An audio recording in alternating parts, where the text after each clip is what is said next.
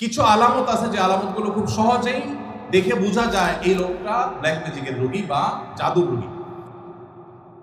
আপনারা জানেন যে আমাদের সমাজের এক শ্রেণীর মানুষ এই কালো জাদুতে বিশ্বাস করে না। যদি কেউ কোরআনের জীবন্ত মুজিজা আর অলৌকিকত্ব দেখতে চায় তাহলে সে কালো জাদু গ্রস্ত রোগীর মধ্যে কোরআনের আয়াত দিয়ে যে ট্রিটমেন্ট করা হয় এটা দেখে সে আল্লাহর কুদরত দেখতে পাবে, কোরআনের মিরাকল দেখতে পারে। তো কালো জাদু এটা কোনো মানুষকে আক্রান্ত করলে সচরাচর সাধারণত কোনো ওষুধে কোনো কাজ হয় না, কোনো চেক আপে কোনো রোগ ধরা পড়ে না, দিন দিন অসুস্থ হয়ে যায়, খুব ভয়ঙ্কর একটা পর্যায়ে চলে যায়। একটি বর্ণনা আছে কালো জাদু এটা মানুষকে কবর পর্যন্ত আর ওঁটকে পাতিল পর্যন্ত নিয়ে যায়, তার মানে শেষ করে ফেলে দেয়, নানা রকমের ক্ষতিগ্রস্ত মানুষকে করে। এবং আজকাল আপনারা দেখেছেন অনেকেই বিভিন্ন ফুটবল টিমের ভালো ভালো খেলোয়াড়দেরকে কালো জাদু করা হয় এবং এগুলো নিয়ে ইন্টারন্যাশনাল মিডিয়াগুলোতে নিউজ প্রকাশ করা হয় এবং সমস্ত দুনিয়াতে মানুষের কাছে ওপেন সিক্রেট এখন যে বড় বড় খেলোয়াড়দেরকে ব্ল্যাক ম্যাজিক করা হয় এবং সেটার যে প্রভাব হয় সেটাও মানুষের কাছে দিনের আলো মতো পরিষ্কার। তাহলে আমার বুঝতে অসুবিধার কথা, বরং কোরআন যেটার কথা বলেছে সেটা বাস্তবায়ন দেখতে পেরে আমার ইমান আরো বেড়ে যাওয়ার কথা। কিছু মানুষ আছে যে কোনো রোগ ধরা পড়ে না কিন্তু অসুস্থ হয়ে যাচ্ছে, অস্বাভাবিক পর্যায়ে হয়ে যাচ্ছে, এরকম বিষয়গুলো কালো জাদুর আক্রান্ত হওয়ার আশঙ্কা অনেক বেশি। ঠিক একইভাবে অনেকের অতিরিক্ত হাই আসে, অতিরিক্ত সীমাতিরিক্ত হাই আসে। হাই তোলাটা কিছু একটা লিমিটেশন আছে যে এই পর্যন্ত হাই তোলা এটা স্বাভাবিক, কিন্তু যখন অস্বাভাবিক পর্যায়ে পর্যন্ত চলে যাবে তখন সেটা কোনো কোনো ক্ষেত্রে ব্ল্যাক ম্যাজিকের রোগী হওয়ার আলামত থাকে। দিন দিন শুকায় যাওয়া নানা রকমের পরিস্থিতি আছে। সবচেয়ে বড় পরীক্ষা করার উপায় হলো সূরা বাকারা সহ বিভিন্ন রুকিয়ার অ্যাপ চালু করে দিলে, ভিডিও চালু করে দিলে, তেলাওয়াত চালু করে দিলে যদি এটা শোনার পরে অস্থির হয়, পেরেশান হয়, তাহলে এই লোকটার মধ্যে কালো জাদুর আশঙ্কা অনেক জোরালো, যে সে সহ্য করতে পারে না তেলাওয়াত। একজন সাদা মানুষ মুসলমান সহ্য করে, তো সে তেলাওয়াত বন্ধ করতে পারে, আজান সহ্য করতে পারে না।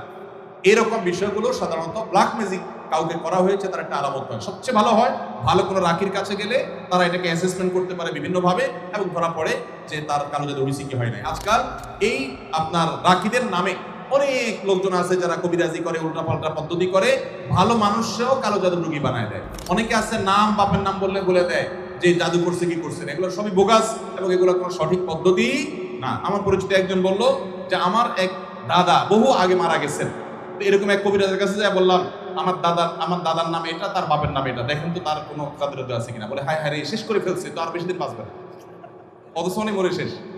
তো এরকম বন্ডামি ভাওতাবাজিও আছে। এই জন্য যারা কোরআন হাদিসের আলোকে রুকিয়া করে, ঝাড়ফুঁক করে, এরকম মানুষদের শরণাপন্ন হবেন। এই সমস্ত প্রশ্ন উত্তর দেওয়ার কারণে আমার কাছে সব ঝাড়ফুঁক নিতে আসে। আমি কোনো রাখি না ভাই, আমি নিজে অন্যদের কাছে ঝাড়ফুঁকের আমলটা নিতে হয়, অ্যাডভাইসটা নিতে হয়। আমার শ্বশুরবাড়ির লোকজন আমার স্ত্রীকে জোর করে আমার কাছ থেকে আলাদা রাখে, অথচ আমার স্ত্রী আমার সাথেই থাকতে চায়। এক্ষেত্রে আমার করণীয় কি? আপনার ও প্রশ্ন, ঠিক আছে ভাই।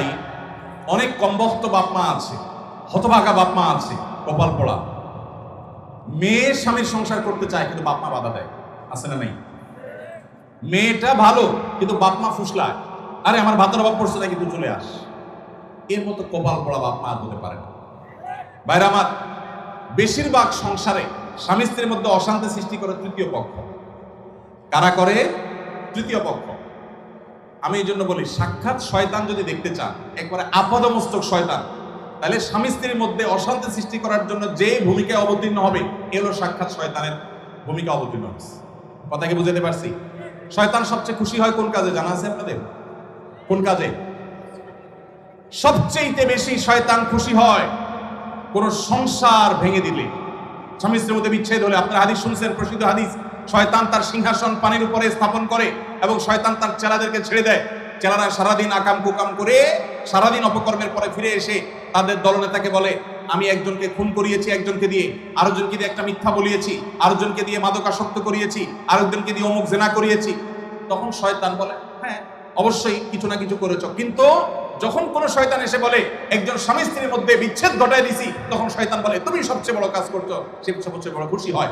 যে সমস্ত পুরুষেরা মহিলাদেরকে অথবা পুরুষদেরকে উস্কায়, দেখবেন যে অনেক মহিলাকে যায় অনেকে বলে ভাবি আপনার মতো মানুষের সাথে ভাই রাগ করে কেন? মানে আপনার মতো এত ভালো, এত ভদ্র, এত রূপবতী মানুষটার সাথে রাগ করে যে কেমনে, এত পাশান সে কিভাবে হয়? বুঝবেন যে এই লোকগুলো সাক্ষাৎ ইবলিস। আবার একই কথা ওই পুরুষ লোকটাকে যদি বলে যে ভাই আপনি তো রাজপুত্র, মাশাআল্লাহ, আপনার কপালে রাজরানী আসলেও কম হবে ভাই, তাহলে তার উস্কায় দিচ্ছে, তার মানে সে মনে মনে চিন্তা করবে তাহলে আমার বউ এটা আমার জন্য আসলে মানায় না, আমি তাহলে এত বেশি যোগ্য পুরুষ, তাহলে তার স্বামীর সাথে তার স্ত্রীর সাথে তার দূরত্ব বাড়বে কি বাড়বে না? তাহলে এই যে পামপট্টিটা দিল, এই পামপট্টি দেওয়া লোকটা হলো সাক্ষাৎ ইবলিসের ভূমিকা অবতীর্ণ হয়েছে। অতএব খবরদার, স্বামী স্ত্রীর মধ্যকার অশান্তি সৃষ্টি করার জন্য কেউ তৃতীয় পক্ষের ভূমিকা রাখবেন না। এমনকি সেটা যদি বাপমাও যদি হয়, সে বাপমা আল্লাহর কাঠগড়ার আসামি হবেন। বহু ছেলেদের বাপ আছেন, ছেলেদের মা আছেন, শ্বশুর শাশুড়ি আছেন, বৌমার ব্যাপারে ছেলের কান ভারী করে দেয়, আছে না নেই? ছেলেটা থাকে বিদেশ, তার কানটা ঝালাফালা করে দেয়। এরা সবাই কিয়ামতের ময়দানে আল্লাহর কাছে আসামি হবে। খবরদার, এরকম কোনো ষড়যন্ত্র করা যাবে না। সব চেষ্টা করতে হবে স্বামী স্ত্রীর মধ্যে মনোমালিন্য হলে সেটাকে আরো দূর করে দিতে হবে, সেটা আরো দূর করে দিতে হবে। আল্লাহ আমাদেরকে তৌফিক দান করুন। মসজিদের ইমাম সাহেবরা যারা আছেন, ফ্যামিলি কাউন্সিলিং করবেন। এলাকাতে কোথায় স্বামী স্ত্রীর সাথে মনোমালিন্য চলছে তাদের মধ্যে সালিসি করবেন, তৃতীয় পক্ষ হয়ে মিলাবার চেষ্টা করবেন, ভাঙার চেষ্টা করবেন না। আল্লাহ আমাদেরকে তৌফিক দান করুন।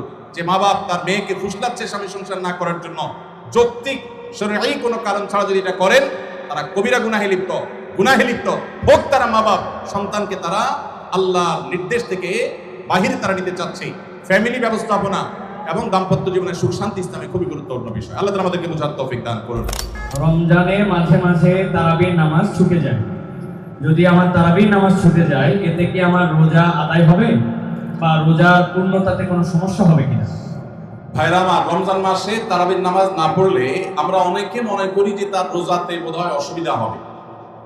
এটা সম্পূর্ণ ভুল ধারণা। তারাবি একটা ইবাদত, রমজানের রোজাটা আরেকটা ইবাদত। যেহেতু তারাবি না পড়লেও রমজানের রোজা হয়ে যায়, তাহলে তারাবি পড়ার কি আর দরকার আছে? কেন? রোজা তো হয়ে যাবে। আলাদা ইবাদত। রোজা রাখা একটা ইবাদত, তারাবি পড়াটা আরেকটা ইবাদত। নবী করিম সাল্লাল্লাহু আলাইহি ওয়াসাল্লাম একই হাদিসে দুটি কথা বলেছেন, মান কামা রমাদানা ঈমানান ওয়া ইহতিসাবান গুফিরা লাহু মা তাকাদ্দামা মিন যামবি। একই হাদিসে বলেছেন, মান সামা রমাদানা ঈমানান ওয়া ইহতিসাবান গুফিরা লাহু মা তাকাদ্দামা মিন যামবি। যে ব্যক্তি ঈমান এবং ইখলাসের সাথে রমজানের রোজা রাখবে, আল্লাহ তার পূর্বের গুনাহ মাফ করবেন। যে তারাবি পড়বে তারও পূর্বের গুনাহ মাফ করবেন ইনশাআল্লাহ।